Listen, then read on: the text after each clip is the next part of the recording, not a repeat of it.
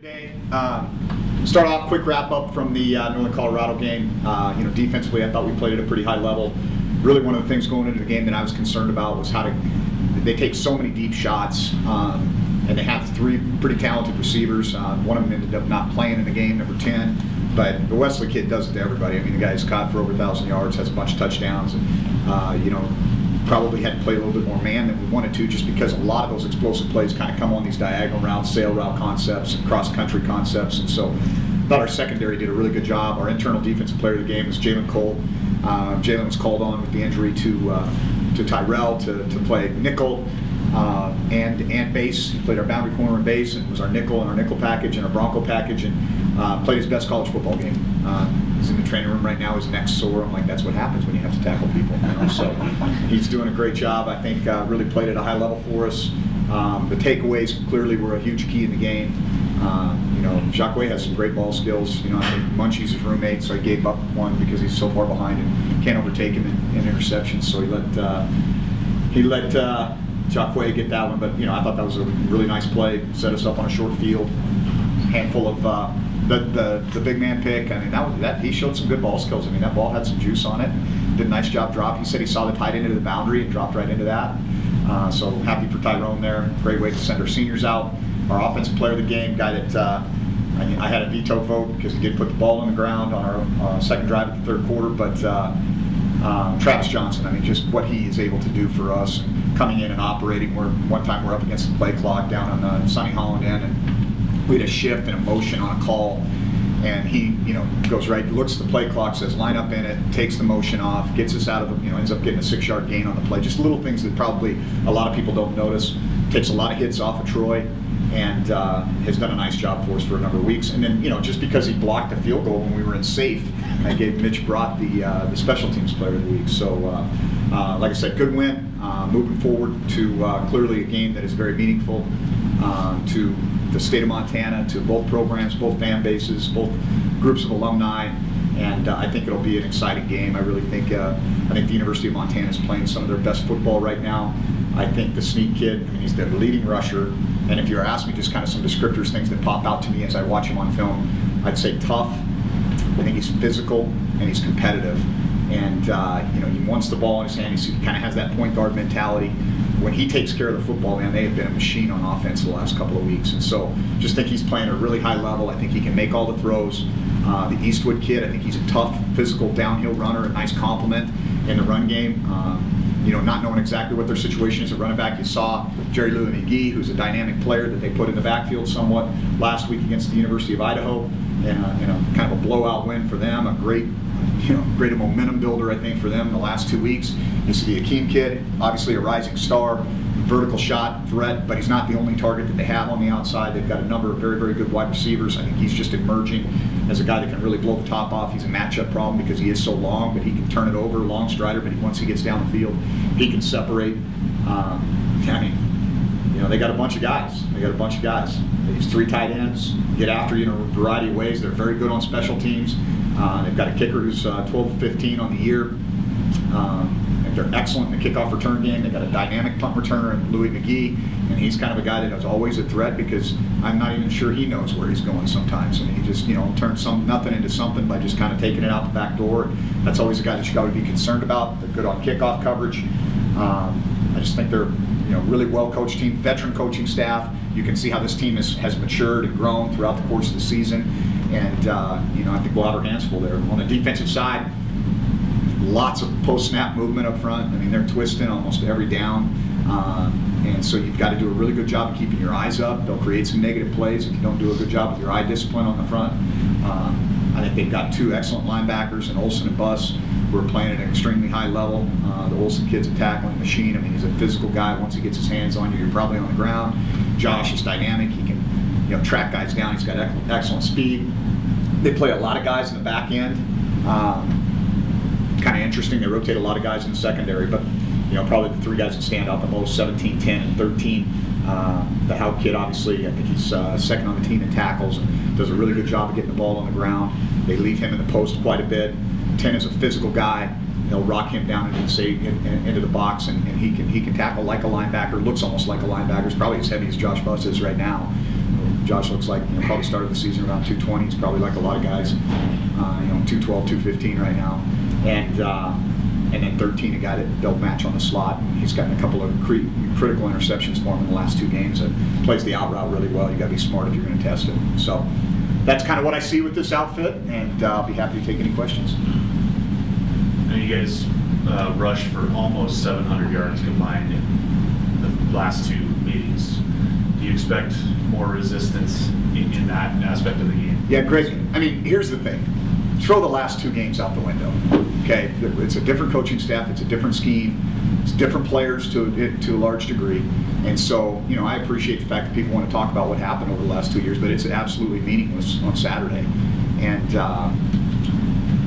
this is a well-coached team.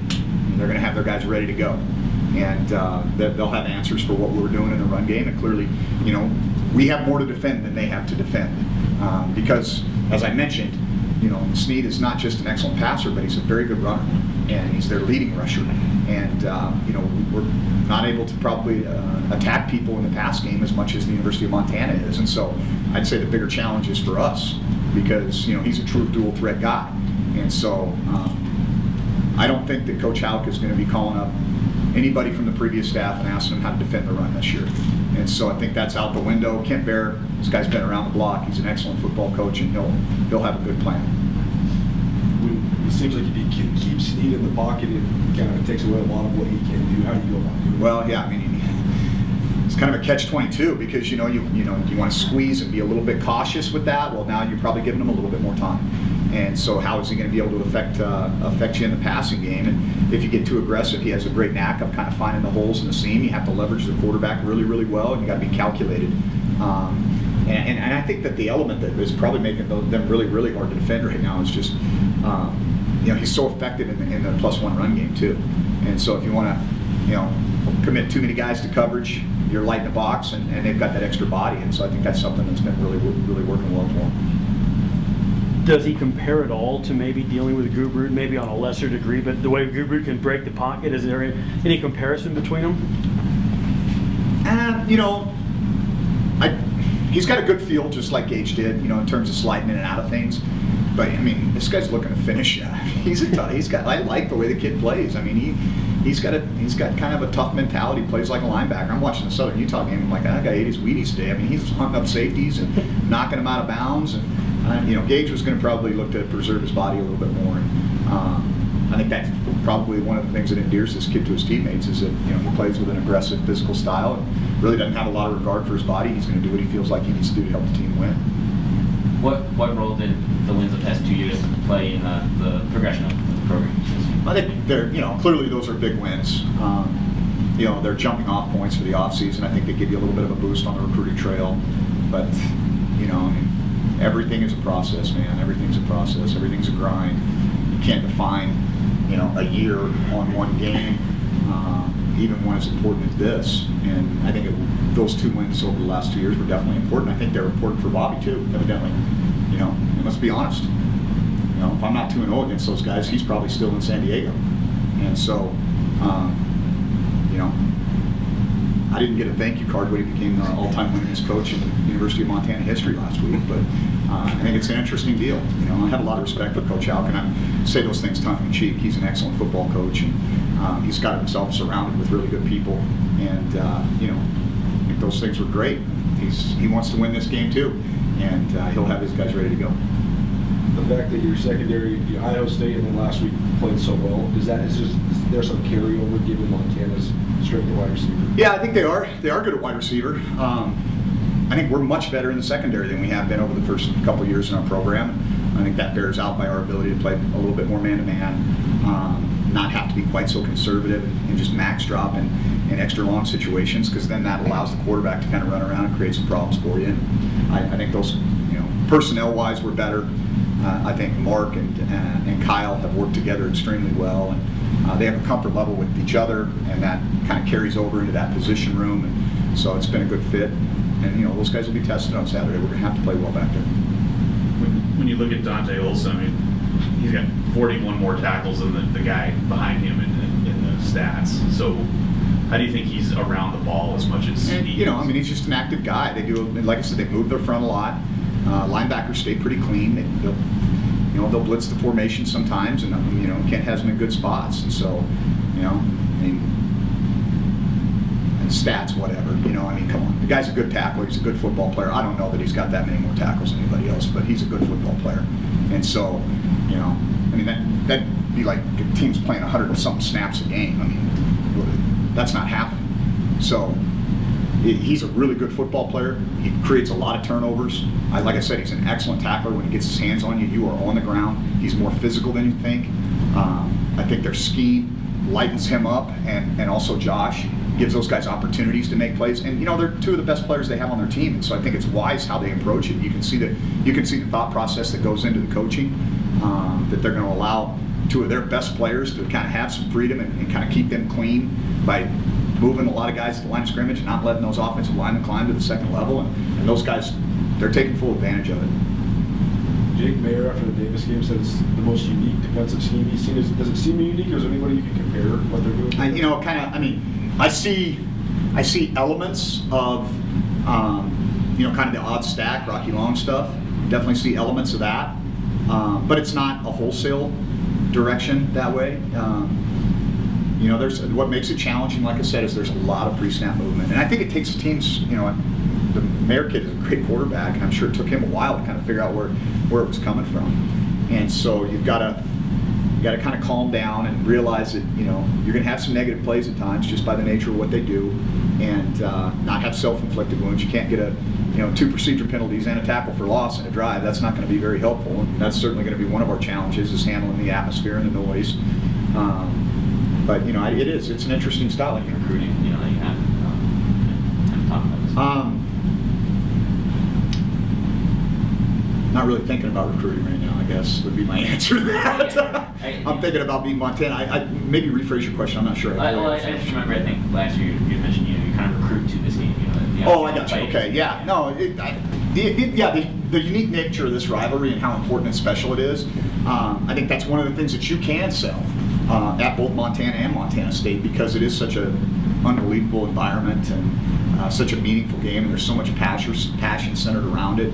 There's certainly nothing else in the Big Sky Conference really compares to this. And so if you're recruiting against other Big Sky schools, you're saying, hey man, third Saturday in November, you're going to get a chance to do this every year, and this is something that's totally different, unique, and special. And so I think it's got a national brand.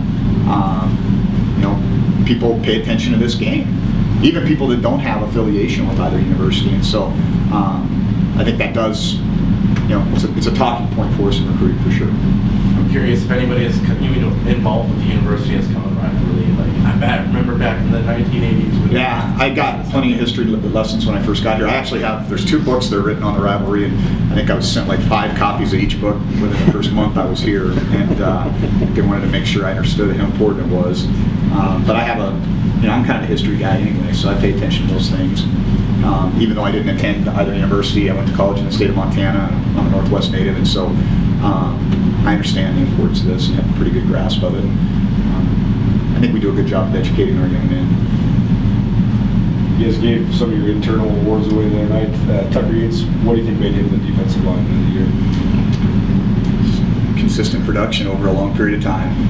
The guy's a grinder. He's always very, very competitive, tough, detailed, prepared, well respected. I think he's been an awesome player for us, and kind of an anchor in the middle of our defensive line.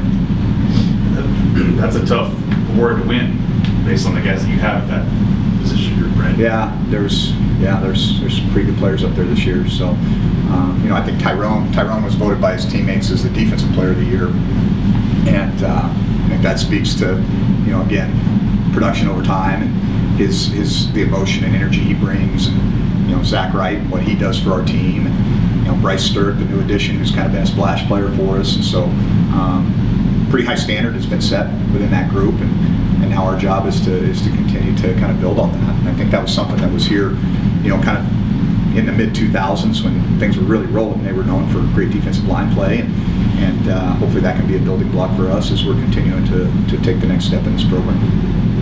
Your defensive line versus Montana's offensive line, what do you think of that matchup? I think it's interesting because I know they've struggled a little bit. I mean, I see they've got originally I think he was recruited as a linebacker playing right guard for them. They played some D line, but Chad Drimmer's a really good football coach, man. He'll get those guys ready to go. I think that they've done a nice job of mixing their personnel groups so that you really can't just tee off on those guys. They're using tempo. Obviously, they've got an elusive quarterback, and that's kind of an eraser. So if there is a mistake made, Dalton Snead can kind of correct that. Does a nice job of knowing where he's going with the ball, getting it out of his hands. They move the pocket some. I think good coaches figure out a way to make it work, and I think those kids have actually, they've probably gone well above what even their coaches thought at the beginning of the year what they were going to be capable of. You look at how they're operating on offense right now. You don't do that if you're not playing well up front.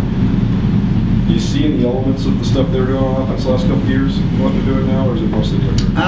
Yeah, I mean, there's some spread elements within their offense for sure. I mean, there's some RPOs, there's some quick game, there's some nows, there's some keys, and inside zone is inside zone. And, but they are, you can see kind of the identity that they want to build. They'll get into 13 personnel and they'll get into 21 and they'll try to run some power and do those types of things. And so you can see, I think it's a good coaching job because you inherit a system that's maybe not stylistically exactly what you want. That also comes with a lot of players that maybe aren't exactly what needs to be and what you need to have to fit that system. And I think they've kind of walked that line and remained very, very competitive and have consistently improved throughout the course of the year. And so I think when they hold on to the ball, they're pretty dynamic on offense. I think Rosie's done a good job. I mentioned Chad. Brent Pease, a wide receiver coach, and they've got a veteran group of guys on that side of the ball. There's a lot of football knowledge there. With the exception of Cal Poly, they haven't really played a team that has a running quarterback like Troy. Is it hard to prepare for not really? Yeah, we were kind of trying to figure that out a little bit. It's like, okay, who's the most like us? And they really haven't played any. I mean, you talk about the Cal Poly game, but that's a completely different animal. And so, yeah, I know that they'll have a good scheme for us. It's a little bit difficult for us to know how much that's going to change. But I would say this: I think like anything else, we all kind of are who we are after 10 games. What you see on film is kind of what you're going to get. I mean, they're not going to invent a new defense to stop what we do. We can't invent a new defense to stop what they do. We've got to go execute at a high level. It's going to come down to probably things like, turnovers, special teams, momentum swings, explosive plays, how guys handle the elements, how guys handle the environment, who's the most excited to play, and who's going to be more to. The last game of Missoula was the first time you guys as a staff had been there. Any little takeaways in terms of pregame or anything like that people use? I mean, not really. It's kind of a unique setup. I mean, kind of walk down that tunnel, and I'm sure they'll be juiced, and it'll be good. We'll have to make sure we keep our composure and stay focused, and remember why we're there. Do you see this as a play-in game for the playoffs? Don't care about the playoffs. Have no interest in talking about it. Quite honestly, you can ask the question 100 times. I'm not going to answer it once. This is all about the University of Montana. You like how they've used Gabe Seltzer? Yeah, well, when he comes in the game, they definitely try to get him the ball. I mean, Gabe's a dynamic kid, kid that we would love to have here. And they did a nice job recruiting him, and he has a lot of history and tradition with that program. He's a quality young man, comes from a great family. You can see they're starting to get him involved a little bit more each week in the offense, and so he's done a nice job for a true freshman for him. Anything else? Okay, thanks guys.